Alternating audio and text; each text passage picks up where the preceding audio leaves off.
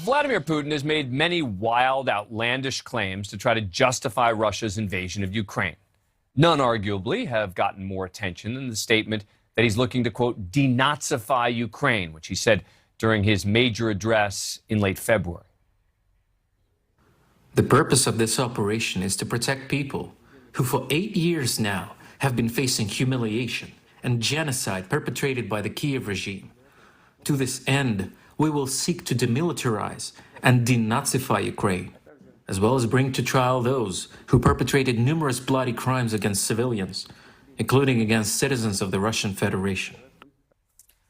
Now, these comments were promptly cast off with the rest of the Russian leaders' off-the-wall comments trying to defend the indefensible. But it appears there is an increased Nazi presence in Ukraine and that the war is being used as an excuse to recruit more. It's not a defense of Putin, and it in no way justifies this unprovoked invasion and attack on civilians. But it could be a reason that we and our European partners need to be careful about what we do there and, for example, how carefully we track the weapons that we provide, etc. Yes, the Ukrainian president, Zelensky, is Jewish, and the Nazis do not like the Jews. But there is more to the story. The Washington Post published a piece entitled "Neo-Nazis are exploiting Russia's war in Ukraine for their own purposes." And they say, for many, quote, the force pulling them toward the conflict is a shared vision for an ultra-nationalist ethno-state.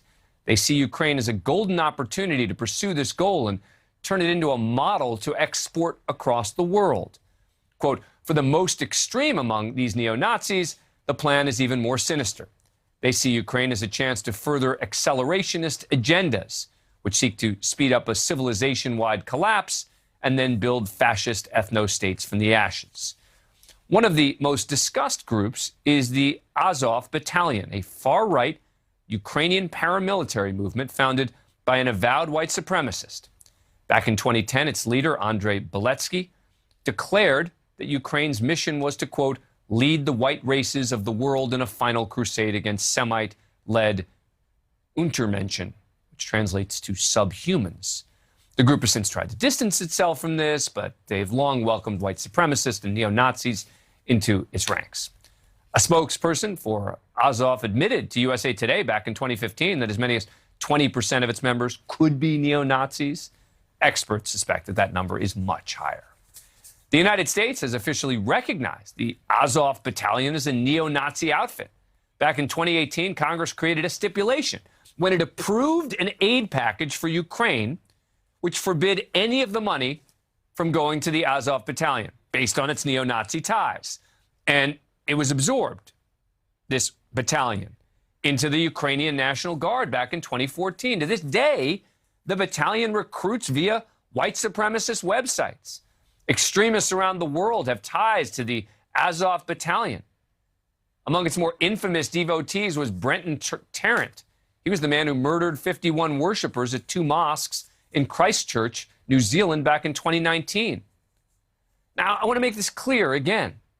One need look no further than the targeted attacks in areas of Odessa and Kharkiv with high Jewish populations to know the Russian leader is clearly talking out of both sides of his mouth when he talks about wanting to denazify Ukraine.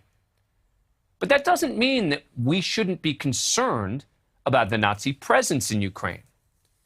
Joining us now is Daniel Fried. He's a distinguished fellow at the Atlantic Council, served as senior director of the National Security Council under Presidents Clinton and Bush, and served as the U.S. ambassador to Poland. Mr. Ambassador, thank you very much for coming on the program. Appreciate it. So, how concerned should we be about our weapons falling into neo-Nazi hands in Ukraine? Happily, we don't have to be seriously concerned. The so-called Nazi presence in Ukraine is mostly nonsense. It's true, the Azov Battalion is pretty extreme.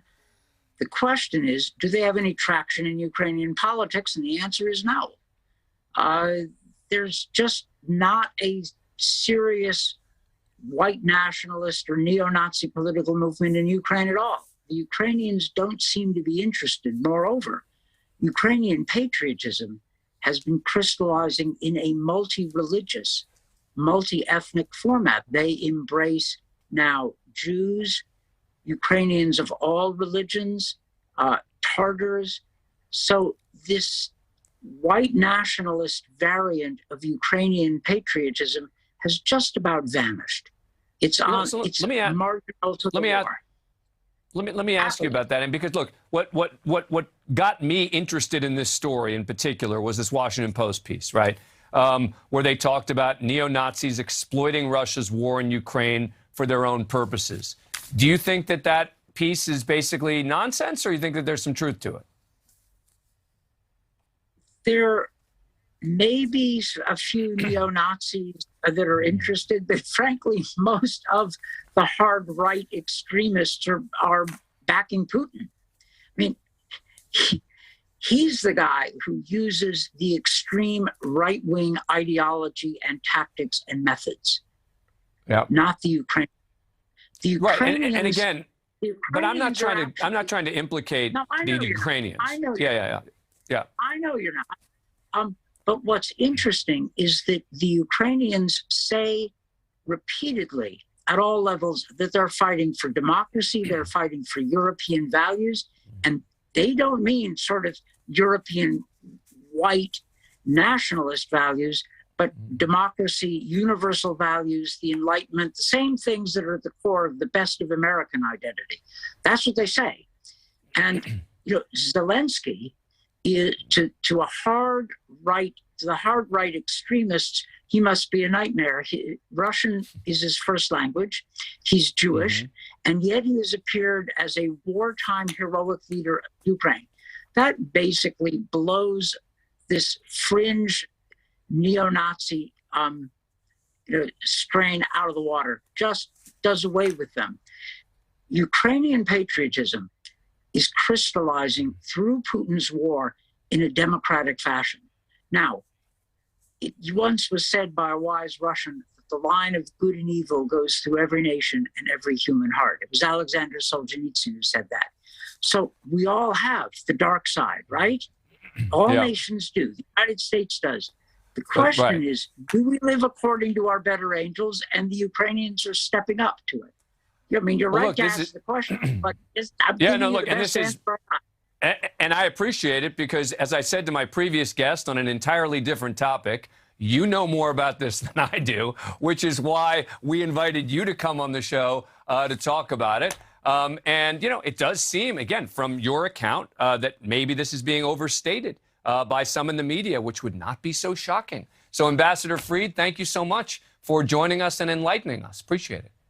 Well, thanks for having me. And it's good to raise tough issues. You're right to do so. Thank you.